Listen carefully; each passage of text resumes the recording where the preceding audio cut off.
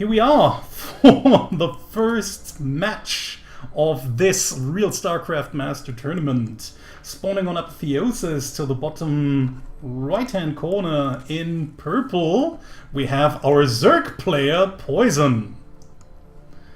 And to the top left, in pink, playing as Protoss, it's MissMagitek. And actually, right now we have the wrong pictures, I just realized, so we'll just change that on the fly. Because we just had to change Grizzly into Poizon. So let's do this. Normally Grizzly would have played the match, but she just couldn't come for some reason. So let's put Poizon into the set while not as many things are happening right now. So here we go. Okay, Poizon already sending out her first overlords over here. Let's see what these both ladies are going to go up to. Like I said before, both of them not really play other races on a regular basis. So, like I said, this is probably going to be very interesting. So, MissMagitek sealing off completely, doing a complete wall off here with pylons and a gateway, so no one will get in or outside her base in the first few minutes. So let's see what she's up to. Maybe even going into a normal 4-gate build or something crazy like this. She already has a probe outside on the map, so she will now see that Poizon has already taken her base. Will of course be able to plant down some proxy pylons, of course, if that probe doesn't get killed, but MissMagitek really takes care of that by putting this probe around the mineral lines as good as possible. Hopefully Poizon just won't react right now and try to kill off the probe, because if she gets it, that would be really problematic for MissMagitek. And now the two Lings and the Queen actually kill the only probe that was outside on the map. And MissMagitek now doesn't really have the possibility to get a unit outside of her own base, except for that one zealot that is being produced and rallied towards the ramps. So this is probably going to be quite interesting. Poizon already building more Lings. She might even suspect her opponent to do something crazy or do an kind of early all-in build or whatever, so we'll see what's going to happen. Or maybe she just wants to apply some pressure, maybe even thinks that her opponent might have taken the gold base. This is probably why she's going to check out this base first, just sending the Lings over towards this position, while just trying to spread her overlords a little bit better as well. So quite nice play by her for Zerg being her off race. We have the spawning pool researching the speedling upgrade while she's producing more drones as we speak. MissMagitek has actually stopped producing more probes. She's at full saturation at both points, now destroying her own pylon so that the first few units will be able to walk out. Is already piling up some minerals and gas, doesn't really know what's going to happen. Unfortunately, as we've just realized with the start of the tournament, MissMagitek didn't really know that she was supposed to switch races in this tournament after some time. And is just now trying to get down a natural base, but Poizon is already running an even nice micro with the Lings over here. Seems as if Poizon has actually played some Zerg before and is now trying to get a full surround on the Zealots, not really getting it. There's another Adept out, so actually I think MissMagitek should be able to hold this if the Adept actually starts attacking right here, and Poizon has just lost her first few Lings for not really gaining anything except one Zealot worth of damage. So in the meantime, she's already established her own natural base down here, has also built a Queen, has now the injects available that will help her to get a better economy later on in the game. Speed has already finished, so now Poizon can cross the map a lot quicker than her opponent, while MissMagitek is just going for another wall off at the natural entrance. And also quite a bigger production tab for now, while Poizon is going into lair tech. And let's see what she's going to produce afterwards. Maybe she's going into Mutas. No Roach Warren here, so I think this is actually the plan she wants to go for. Now even taking a third base after realizing that her opponent has just gone for another full... No! Not quite a full wall off! Oh, how unfortunate there! I think MissMagitek really thought that this would have been a full wall off at the natural base entrance. Nice hold position micro here by Poizon. MissMagitek now losing quite a lot of workers here while we're speaking. Actually 23 workers have already been killed by Poizon. When did she actually manage to do that? Wow, I don't really know. I mean, no, actually, she just streamed in more units down here, so more units, more probes were also dying at the same time as we were watching in the main base. So yeah, I mean, now actually MissMagitek's probe count is in shambles, 9 to 33, while the base is almost up at the third base. Yeah, MissMagitek just realized that he forgot the mothership core, which might have helped out a little bit, but actually there's only one pylon over here. It wouldn't have covered all of the mineral line anyways. Same over here, where we only have one pylon here and another one there. So with the links running by, overcharging both of these pylons wouldn't really have helped. So yeah, mothership core, not really the one thing that made her lose so many probes in the first place. It's more like this little open gap over here, which she's still not closing. I mean, she really needs to get some units over there. Maybe she hasn't realized where the units got in, was maybe looking someplace else. But yeah, I mean, this gap is still open. So if Poizon just wants to get in once more, she will be able to do so. Just rallying across more and more links, now even Bane links. Probably thinking that MissMagitek has now already sealed off this entrance, which she hasn't. So let's see. In the meantime, MissMagitek just trying to get up her probe count once more. I think if Poizon just played it safe from here on, just trying to get more drones, getting ahead in economy and then going into a higher tech like Mutas or whatever, she would just easily kill everything off. But now she can even move in with most of the Banelings. Baneling speed finishes right as we speak, almost killing all of these probes over here, but not quite, still getting all of the adapts here. MissMagitek just has to frantically warp in something in order to try to deal with the rest of the links. We still have quite a lot of links around, a little micro over here. Still too many links that can actually just surround the adept quite easily, and now it's only links inside MissMagitek's base. She has quite a lot of gateways in here, but actually quite enough resources as well, but she realizes this game is over. GG's out, and Poizon takes the first game. So we're on the second map this time. It's Frost, and spawning to the top right-hand position in purple, it's our Terran player, Poizon. And playing with her main race, spawning to the bottom left-hand side in pink, it's MissMagitek. So this is actually going to be quite interesting, and this is actually the interesting part of this tournament format, where every player has the main race they normally play, and they're actually best with, of course. And of course, with some kind of mind games, you might be able to get games off of opponents you might normally not get, because they just picked their worst race while you just picked your best race, and that might actually just change up a lot of stuff. In this case, we should actually see kind of something like this. I think Poizon's worst race is probably Terran, while MissMagitek normally plays Zerg.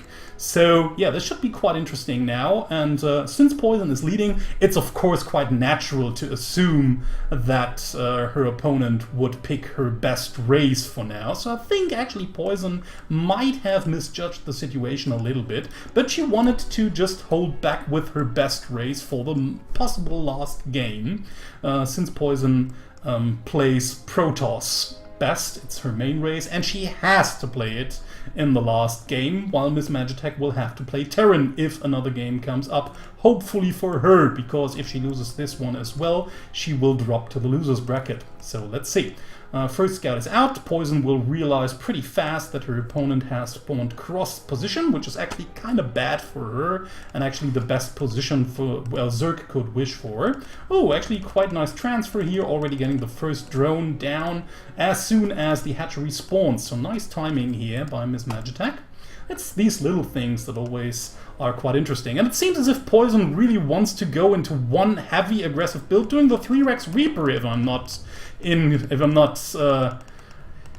mistaken, just off of one base. And this is what I was talking about before the tournament. Expect some cheesy gameplay to happen. Of course, if you're forced to play a race you don't play very often, you might as, against an opponent that is playing her main race, you might as well just go for some cheeky cheese. So why not do it? And MissMagitek hasn't actually scouted her opponent at all yet. We'll probably see the Reapers now if she's thinking... no, she actually knows what's coming her way. She sees 2 Reapers already incoming with the first 2 Lings. Quite nice scout for her, and it was actually very important to have that. Actually, I don't know why she's still rallying out some more Lings. She should have actually realized what's happening. Okay, now retreats and has to produce a lot of Lings already. The good thing is that Metabolic Boost is already almost done, so she will be able to have speed Lings in quite some time. Just has to be careful that the Reapers just won't help off that little cliff over here, and that's why she actually just sends down her Lings over here. I think she should really park like 4 to 5 Lings over at that ledge, so that she will be able to just intercept the Reapers once they try to get in. But then, of course, if she just masses enough Lings and some Queens with speed, she should actually be able to hold this off quite easily. Has to be careful not to overcommit here with the first few units, because otherwise she will just lose later on if Poizon just keeps rallying Reapers across the map, which she does. Now I've been building another command center, so it seems as if Poizon is quite ready to transition if she has to. Of course, tries maybe to end the game right there, almost, again, already losing another Reaper over here, so it doesn't look that good for her. MissMagitek just keeps producing more and more Lings, now even going into a Roach Warren as well. So I think this Reaper pressure should end quite soon now. Yeah, now just actually trying to get the SCV over there, trying to get the full surround on the Reapers for now, and actually Speedlings are crazy fast out on the open map. Poizon just trying to do her best with the Reaper grenades, actually getting quite a few nice hits off, and there the next few Reapers come in, actually just being rallied without really moving and A-moving, so they can actually get caught off guard quite easily. So as you can see with a lot of the Reaper bombs, most of these Zerglings now have very small health values already. But I don't really know. I mean, if MissMagitek just pressures into the natural base right now, she should be able to take out almost all of the Reapers here. Almost gets the full surround. Quite lucky for Poizon right here that she was just paying attention at the right moment. And now she's finally taken her command center over here. Has not walled off yet, so we'll see whether MissMagitek just takes the time in order to take a third base, which seems to be the case, or if she just wants to try and bust through everything as long as Poizon doesn't have the necessary army to defend her natural base. But of course she's ahead already with her second base being up for that long. And now even taking the third one way faster than her opponent, who is just adding another factory, trying probably to go into Starport and then into Medivacs. So yeah, like I said, MissMagitek actually already far ahead, as we can also see in the supply counts. Or as Todd likes to say, look at the supplies! I mean, they actually tell all the story, right? So, oh, MissMagitek even going for fast overload speed, something we don't see that often in our league games. Not a lot of players actually do that a lot. I've actually seen Miyako do this quite often in her Zerg games. And sometimes Mitsukotsu as well. Normally you do it if you want to kind of commit to some sort of drop play, which is actually what MissMagitek is trying to do over here. She's now morphing this Overlord into Drop Lord, how we usually call them, and is already rallying some Lings into the main base. So this might deal some damage if Poizon is unaware of it, but she already has a lot of units in place. Maybe she wants to go for a double-pronged attack with the Roaches at the main entrance and the Zerglings in the main base as well. So she might deal some kind of damage anyways. Is probably now hoping for either most of the units to return. No, she's actually just attacking up the front. No, okay. Because that's normally what you want to do. If you time it correctly, you can just get your opponent to one point of the map and then attack just the other. But right now she's just failed to do so. So actually committed to a lot of resources here for a push that actually didn't do much for her. But still, I mean, Poizon is like far behind. It's almost half the supply of MissMagitek, who's just rallying Roaches, probably just morphing them into Ravagers, or most of them, or some of them, or quite some of them, we'll see. A few of them into Roaches once she reaches the natural ramp, or maybe even earlier. And then she's probably going to just bust through, because the only thing that Poizon has is a bunker and a few Marines and Reapers. Reapers actually not that good against Roaches, although a good amount of Reaper mine hits might help. But now it seems as if the Reapers might even be out of position, because Poizon just decided to walk out a little bit. And as I said, I mean, a few well-timed Reaper bombs might help out a little bit, but they normally just don't deal enough damage in order to keep this force from busting in. So it seems as if MissMagitek gets an easy win with her main race against what is probably Poizon's worst race. Now even getting, not actually getting all of the Widow Mines with the Corrosive Bile hits. But yeah, I mean, that's not much that Poizon can actually do from here. She drops down to under 30 supply, even loses her base out here while MissMagitek already have a third up. Blame Semper because he was the one telling her what to do. She GG's out and the series is tied 1-1. So we're back on New Gettysburg for our last and final map of this best of 3 series. Spawning to the bottom right hand side in purple, it's Poizon. Playing with her main race now. And to the bottom left-hand side, in pink, having to play with Terran, it's MissMagitek. So, and we'll see what she's going to do. This should actually be the most interesting thing. I think Poizon actually will probably feel never mind. Poizon should actually feel quite confident in this last map, so she will probably go for kind of a safe macro build, I guess. Because she knows that the longer the game goes, she just will have the advantage of playing her main race, while MissMagitek kinda have to improvise something, or kinda has to improvise something. And here we see the inexperience. The depot is actually too far to the right, so one depot won't be enough in order to seal this wall here completely. So these are the kind of mistakes you actually do if you've never played that race before, or just rarely. And I actually don't know if MissMagitek has actually off-raced at all. I think she did, especially since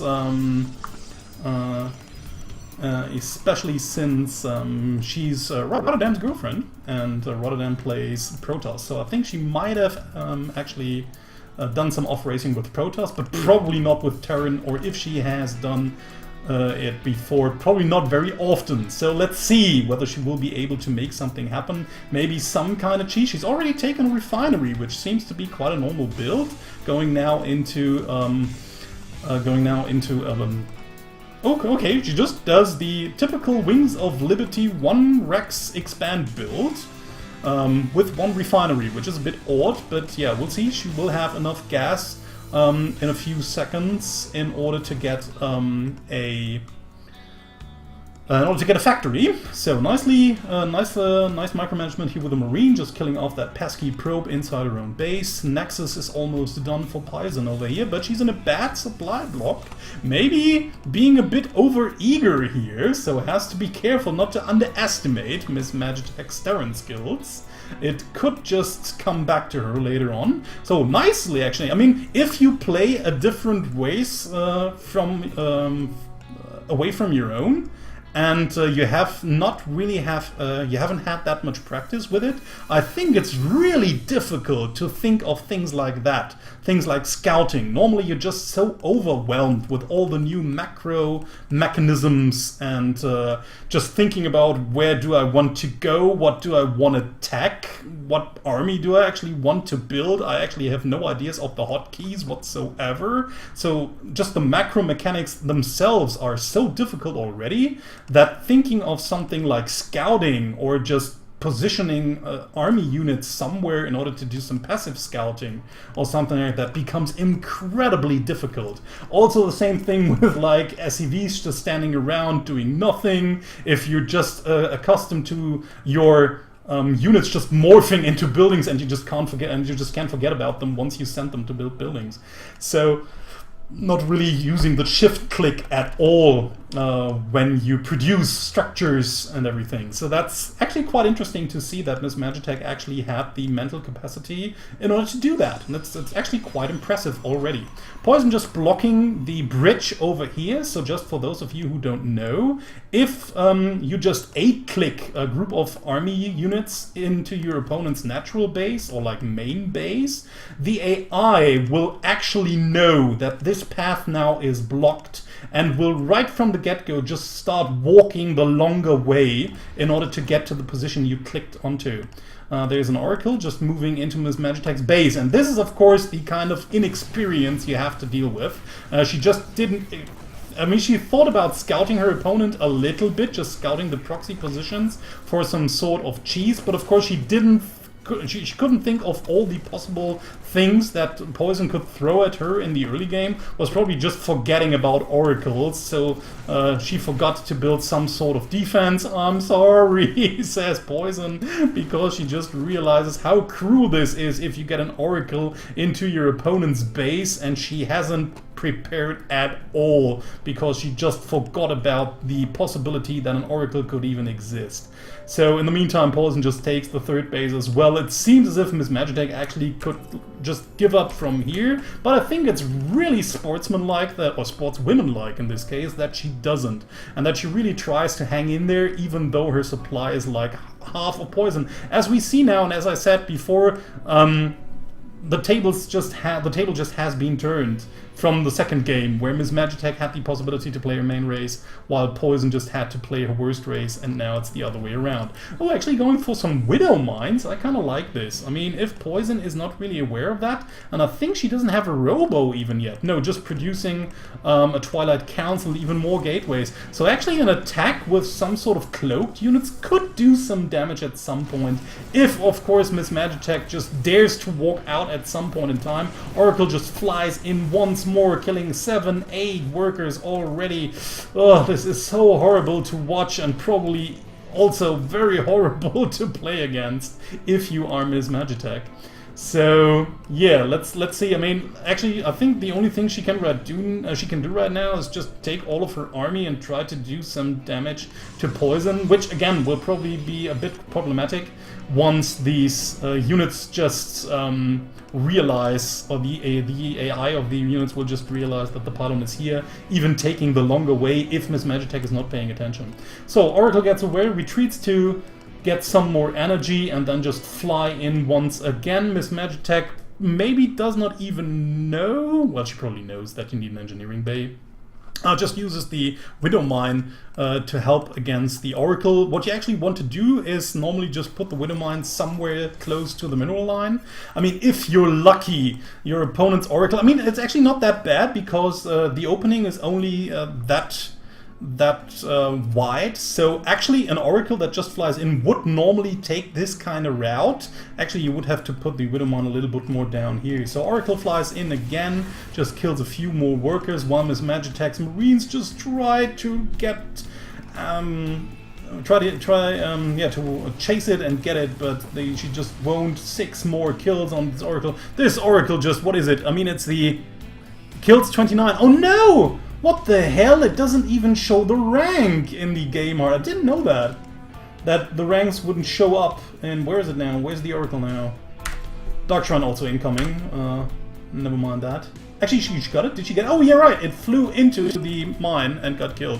So, yeah, unfortunately, we couldn't really see what kind of rank it was. So, Poizon now coming with the main army, I can say. The bunker is not even having some units in it, and the Adepts will just shred through everything that MissMagitek has. I mean, with a Widowmine over here, she might have even been able to hold this, because Widowmine would have just blasted right into this group of Adepts, and throwing the health bar down to yeah, almost more than half of the health, plus the shield damage the mines do as well. So she might have been able to hold it with the mine exploding, although Poizon actually had the disruptor for that, so if she had scouted it and just thrown a disruptor ball right on top of that mine, she could have destroyed it. Yeah, more workers are dying. MissMagitek still trying to hang on, but there's the warp prism just going into the back of the main base, warping in more and more zealots without speed at that point in time.